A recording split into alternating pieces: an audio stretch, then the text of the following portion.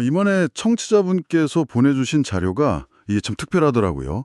멕시코 과달라하라에 있는 행복한 교회, 김광철 목사님의 성탄주일 설교 영상인데요.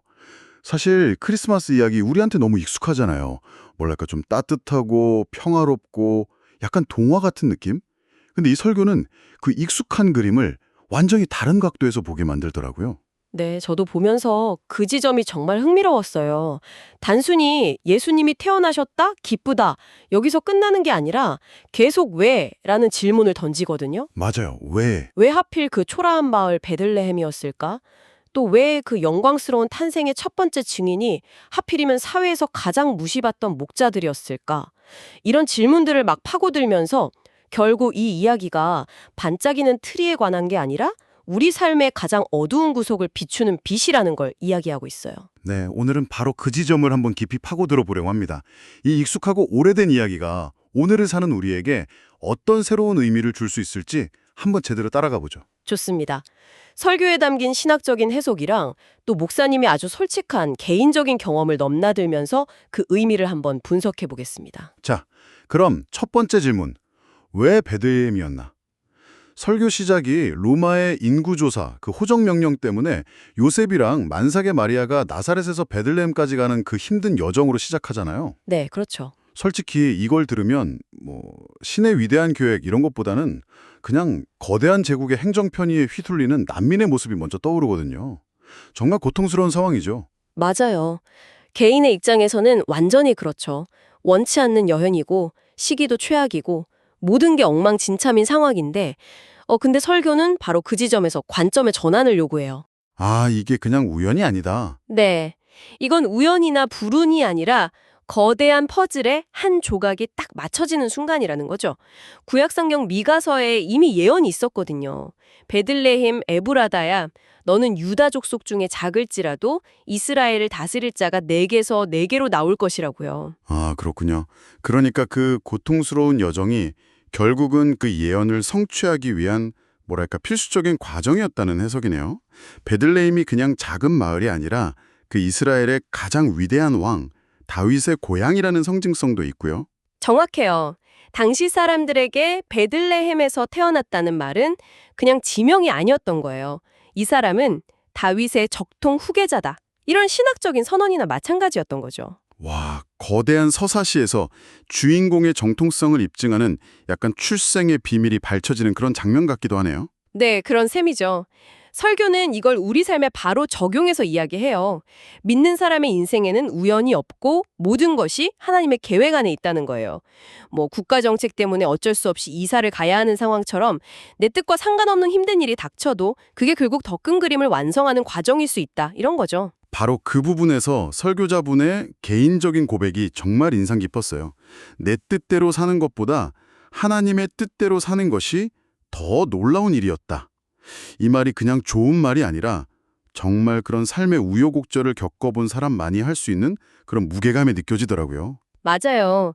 지금 당장은 이해할 수 없는 고난이 나중에 돌아보면 아, 그래서 그랬구나 하고 깨닫게 되는 순간들 있잖아요. 네, 있죠. 심의 섭리랑 인간의 자유의지 사이의 긴장감은 아주 오래된 신학적인 주제인데 이 설교는 그걸 아주 개인적이고 실제적인 차원으로 끌어내려오는 거죠. 혹시 지금 원치 않는 변화나 어려움 속에 계신 분이 있다면 이 관점을 한번 적용해 볼 수도 있겠다 싶었어요. 이게 혹시 내 인생이라는 이야기의 다음 챕터를 여는 중요한 복선은 아닐까 하고요. 자, 그렇게 겨우 베들레헴에 도착했는데 더 비참한 상황이 기다리고 있었죠. 방이 없어서 마구간으로 갔고 아기는 말이나 소의 밥통인 구유에 뉘어졌어요. 설교에서는 이 장면을 철저하게 밑바라기였다고 아주 강하게 표현하더라고요. 그렇죠. 아무리 가난해도 자기 집에서 아기를 낳지. 짐승들 틈에서 그것도 밥통에 아기를 낳는다는 건 정말 상상하기 힘든 처절함이죠. 네, 여기서 설교는 포기와 선택이라는 키워드를 딱 꺼내들어요. 포기랑 선택이요. 네. 흔히 예수님이 왕궁이 아닌 마국간에 오신 걸 그냥 겸손의 상징으로만 이야기하는데 이 설교는 한 걸음 더 들어가요. 예수님이 포기한 건 단순히 부나 명예 같은 세상적인 것들이 아니라는 거예요. 아, 그럼 뭘 포기했다는 거죠? 그분이 포기한 건 하늘의 영광 그 자체. 그러니까 신으로서의 본질적인 권능과 지위였다는 거죠. 그리고 왜 그런 엄청난 걸 포기했는가? 그 이유가 바로 나 한 사람 때문이었다는 선택의 문제로 연결이 돼요. 하나님의 영광과 나 자신 중 예수님은 나를 선택하셨다. 와, 이 문장이 정말 머리를 한 대 맞는 것 같았어요. 보통 신앙이라고 하면 내가 신을 위해서 뭔가를 포기하고 헌신하는 개념으로 생각하기 쉬운데 이건 순서를 완전히 뒤집어 버리잖아요. 그렇죠. 신이 나라는 존재를 얻기 위해서 자신의 가장 소중한 것을 버렸다는 거니까요. 이건 자존감에 대한 완전히 다른 차원의 이야기인 거죠. 나의 가치가 내가 얼마나 잘났는지에 달려있는 게 아니라 신이 나를 위해 얼마나 큰 대가를 치렀는지에 따라 결정된다는 선언인 셈이에요. 듣는 사람의 자기인식을 근본적으로 바꾸는 메시지네요. 네. 설교에서 든 비유도 재밌잖아요. 연애할 때는 하늘의 별이라도 따다 줄게 하던 사람이 결혼하고 나면 리모컨 하나 안 갖다 준다고. 아, 네. 그 비유가 너무 현실적이라서 더 와닿았어요. 인간의 약속은 그렇게 변하지만 신의 사랑은 말로만 그친 게 아니라 가장 낮은 곳에서의 삶과 십자가에서의 죽음으로 완성되었다는 점을 대조하면서 그 사랑의 진정성을 강조하는 거죠. 자, 그럼 이제 이 엄청난 사건, 신이 인간이 돼서 가장 낮은 곳에 온 이 소식을 누가 가장 먼저 듣게 되는가? 이 부분으로 넘어가 볼게요. 여기가 이 설교의 하이라이트 중 하나라고 생각하는데 첫 번째 증인이 왕도, 제사장도 아니었어요. 네, 바로 한밤중에 들판에서 양을 치던 목자들이었죠. 맞아요. 사실 이 부분이 정말 중요해요. 우리가 생각하는 그런 평화롭고 낭만적인 목자가 아니었거든요. 설교에서 자세히 설명하듯이 당시 목자들은 사회적으로 거의 최하층 계급이었어요. 아, 그랬군요. 24시간 양떼를 지켜야 하니까 안식일을 제대로 지킬 수도 없었고 뭐 정결 예식 같은 율법을 따르기도 어려웠죠. 그래서 종교적으로는 부정한 사람들, 죄인으로 취급받았어요. 심지어 법정에서 증인으로 설 자격조차 없었다는 설명은 정말 충격적이었어요. 네. 와, 그 정도였어요. 그러니까 그들의 말은 그냥 사회적으로 아무런 공신력이 없었다는 거네요. 맞아요. 완전히 투명인간 취급을 받은 거죠. 그런 사회적, 종교적 소외 계층에게 인류 역사상 가장 중요한 소식이 가장 먼저 전해졌다는 것. 설교자는 이걸 아이러니라고 표현하는데 사실은 아이러니를 넘어선 의도적인 메시지인 거죠. 의도적인 메시지요? 네, 바로 이것이 복음의 본질이라는 거예요. 하나님의 구원은 인간이 만들어 놓은 자격, 기준, 지위, 종교적 열심 같은 것들을 완전히 무시하고 가장 보잘것없고 연약하다고 여겨지는 사람들에게 가장 먼저 임한다는 것을 극적으로 보여주는 장면인 거죠. 듣고 보니 정말 그러네요. 이건 의도적인 권위의 전복 같아요. 세상의 중심이 아니라 가장 변두리에서 가장 신뢰받지 못하는 사람들의 입을 통해 진리가 선포되게 하는 방식이요. 아주 좋은 비유예요. 실제로 천사가 목자들에게 나타나서 했던 첫 마디가 무서워하지 말라였어요. 이 말은 역설적으로 그들의 일상이 얼마나 두려움과 억압에 차 있었는지를 보여주는 거예요. 아, 그들은 기쁜 소식에 익숙한 사람들이 아니었던 거죠. 늘 무섭고 늘 주눅 들어있던 사람들에게 더 이상 두려워할 필요 없다.